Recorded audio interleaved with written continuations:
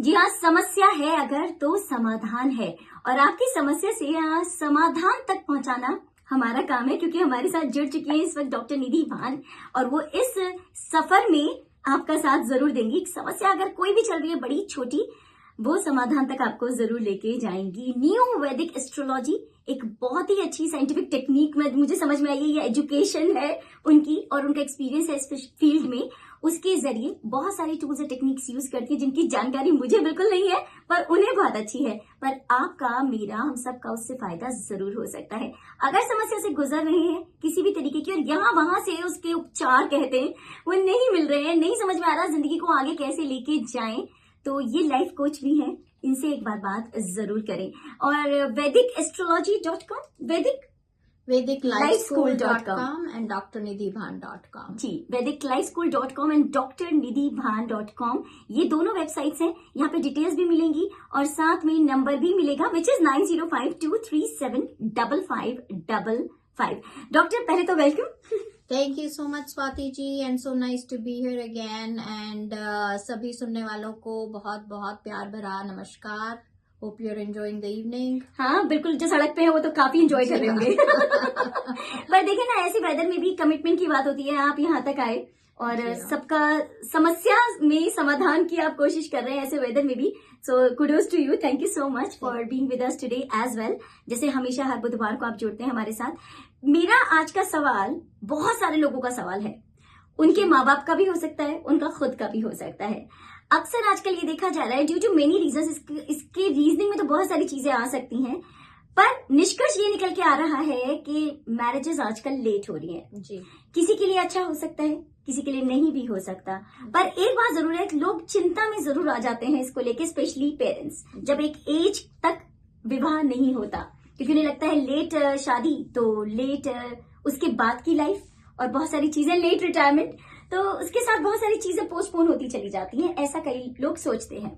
तो इसका आपके पास नियो वैदिक एस्ट्रोलॉजी में उपचार होता है? जी हाँ, बिल्कुल उपचार होता है। जहाँ समस्या एक्चुअल हो, जहाँ समस्या ये है that the kids are a little scared of commitment, they are scared of marriage. उन्होंने खुद अपना एक फ्री विल कॉन्शियस डिसीजन बनाया है कि हमें थोड़ा लेट शादी करना है। Even then most of the times it can be seen in the birth chart and there are things you can do about it, but definitely this is, you are very right in saying, it's a very real, a very genuine problem. और बच्चे जितना परेशान होते हैं उससे ज्यादा बहुत परेशान पेरेंट्स होते हैं, because they have not seen this.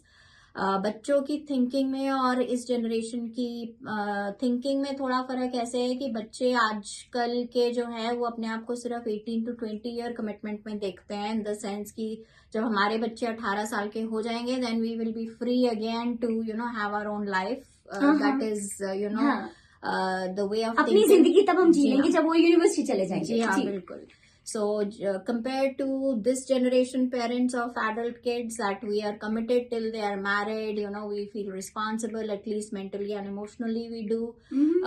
So वो सब चीजें हैं, but in astrology definitely ये सब चीजें कुंडली में नजर आती हैं। आपका 7वां भाव जो है उसमें यदि सूर्य बैठे हैं, so that again shows us a delay in marriage. Second house में यदि पितृदोष है, स्पेशली अगर राहु बैठा है, केतु बैठा है, कोई भी दुष्ट प्लैनेट बैठा है, specially relating to family life, तो depending on what that planet rules, वो 7th हाउस को कभी जो प्लैनेट्स रूल करते हैं वो 2nd हाउस में जाके बैठते हैं, पितृदोष बनाते हैं, तो definitely we see that there is a delay in marriage.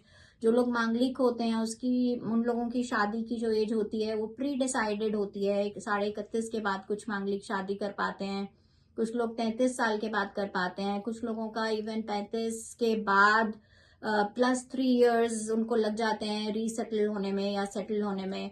सो मांगलिक दोष एक बड़ा रीजन बनता है बहुत बार डिलेड मैरिजेस का। So usually when an astrologer looks at your birth chart, it is very clearly seen what is the right age of marriage when the person is going to make the decision. कई बार योग सही होता है but बच्चे बोलते हैं कि अभी हमारा पढ़ाई पूरी नहीं हुई है, या we are not settled down enough. So all those things again, this is a tug of war between destiny and free will, marriage especially. Okay.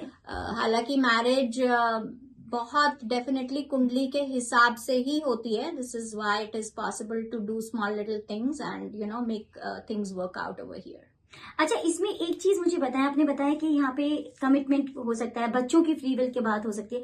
कई बार ऐसा भी देखा गया है कि बच्चे भी तैयार हैं, पेरेंट्स भी तैयार हैं, लेकिन रिश्ता नहीं मिल रहा या हो रहा. जी हाँ, ये बहुत कॉमन है. अगेन ये वाली प्रॉब्लम कुंडली में क्लियरली नजर आती है. अच्छा. Even if the parents don't tell us what the problem is, once the kundli comes in front of us we can actually just pin pointedly tell the parents कि मतलब आपके यूजुअली बहुत जो मैंने अभी प्रॉब्लम्स बताई, सप्तम भाव में शनि बैठा होगा, सेकंड हाउस में राहु बैठा होगा, केतु बैठा होगा, पिछले जन्म के पैतृक ऋण होंगे, the Lord of the 7th house might be sitting somewhere reflected, किसी गलत प्लैनेट के साथ बैठा होगा. तो ये चीजें बिल्कुल क्लियरली फर्स्ट साइट में आपके एस्ट्रोलॉजर को नजर आएंगी. यदि ये फ्री विल डिसीजन नहीं है और ये किस्मत की तरफ से है तो बिल्कुल नजर आएगा 100%. तो जब ये हमें रूट कॉज दिख जाते हैं, हमें दिखता है ये सिनेरियो है, फिर उसका रूट कॉज समस्या दिख गई और समस्या का जड़ दिख गई, तो समाधान तो आसान होता ही होगा. जी हाँ, समाधान आसान होता है, बट किस्मत बीइंग किस्मत, डेस्टिनी बीइंग द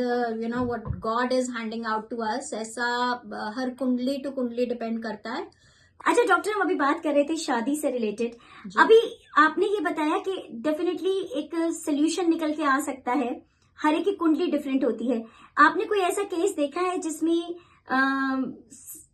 मुश्किल से निकला लेकिन निकल गया? पहले लगा था इसका तो बड़ा मुश्किल है, but finally you could crack something and it help them, and शादीशुदा जिंदगी अच्छी जा रही है, दे आर ऑल गुड.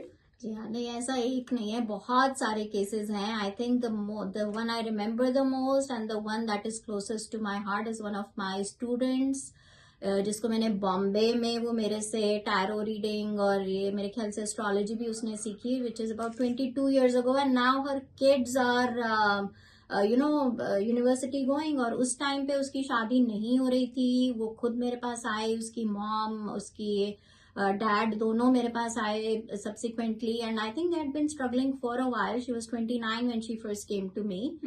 शादी नहीं हो पा रही थी, और 22-23 साल पहले 29 की एज, और स्पेशली इंडिया की मैं आपको बात बता रही हूँ. तो वो काफी बड़ी सोशल स्ट्रक्चर होता है वहाँ का. जी हाँ, तो वो थोड़ी कंजर्वेटिव कम्युनिटी से भी थी. मेरे ख्याल अग्रवाल या गुप्ता उस टाइम पे उन लोगों में शादी के लिए थोड़ी जल्दी, मेरे ख्याल से Gupta, so you know about Agarwal Gupta. Agarwal Gupta, yes बिल्कुल. तो शादी थोड़ी जल्दी एज में होती है, ये मैंने देखा है. So they were struggling a lot basically, and then when I told them certain things to do, उन्होंने बहुत मन से वो किया. The mindset is very important according to me, not just doing it कि चलो हम कर रहे हैं क्योंकि हमें बोला गया है, देखते हैं क्या करते हैं, let's see what happens, we are just doing it because we are told. No, if you do it with your heart, if you are apologetic, if you are humble, if you are actually apologizing for whatever wrong may have happened to you or you may have done unto others in a previous lifetime, results are so many times much more better. तो उसने वो किया, and I think she got married in Australia to a doctor. अच्छा. And right now उसके बच्चे भी इसी direction में जा रहे हैं, मेडिकल डायरेक्शन में ही जा रहे हैं. And we have stayed connected. She is still my student actually. She will be one of the teachers in our Vedic life school very soon, next year जो हमारा अपकमिंग सेशन है उसमें. So that reminds me, upcoming session के बारे में जरूर बताएं जो आपका होने वाला है वैदिक लाइफ स्कूल का. बहुत सारे लोग होंगे मेरे ख्याल से लिसनर्स में से जो इसमें पढ़ाई शुरू कर चुके हैं या इंटरेस्ट रखते हैं और अपना सेल्फ स्टडी करते हैं, बहुत सारे लोग ना.